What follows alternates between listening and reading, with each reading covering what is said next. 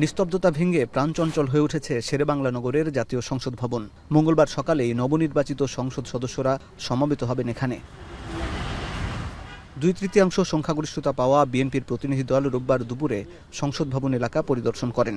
শপথ অনুষ্ঠানের সার্বিক প্রস্তুতি সম্পর্কে খোঁজ নেন তারা। এর আগে সকাল থেকেই আইনসভার সদস্যদের বরণ করতে সংসদ ভবনের দক্ষিণ প্লাজায় ধোঁয়া মোছার কাজে ব্যস্ত পরিচ্ছন্নতা কর্মীরা। 17 ফেব্রুয়ারি সকালে সংসদ ভবনের শপথ কক্ষে শপথ নেবেন আইনসভার 297 সদস্য। তাদের শপথ পড়াবেন প্রধান নির্বাচন কমিশনার।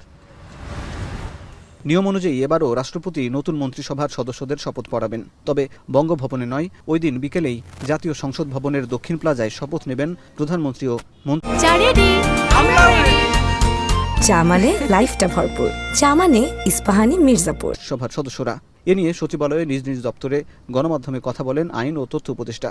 মঙ্গলবার দিন সকাল 10টার সময় সংসদ সদস্যদের শপথ হচ্ছে। বিএনপি থেকে আমাদের জানানো হয়েছে যে ওনারা ওইখানে বসেই ওই শপথের পরপরই ওনাদের সংসদীয় দলের যে প্রধান তাকে নির্বাচিত করবেন, হয়তো 11:30-12টার দিকে।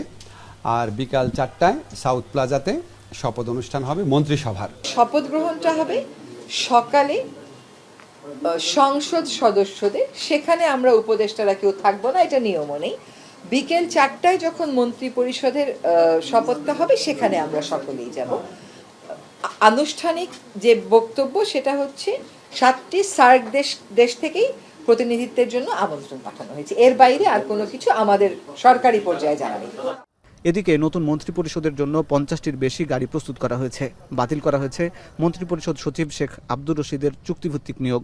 তার জায়গায় মন্ত্রিপরিষদ সচিব হিসাবে অতিরিক্ত দায়িত্ব পেয়েছেন প্রধান উপদেষ্টার মুখ্য সচিব এম সিরাজউদ্দিন মিয়া। হাসিব বিল্লাহ, এখন, ঢাকা।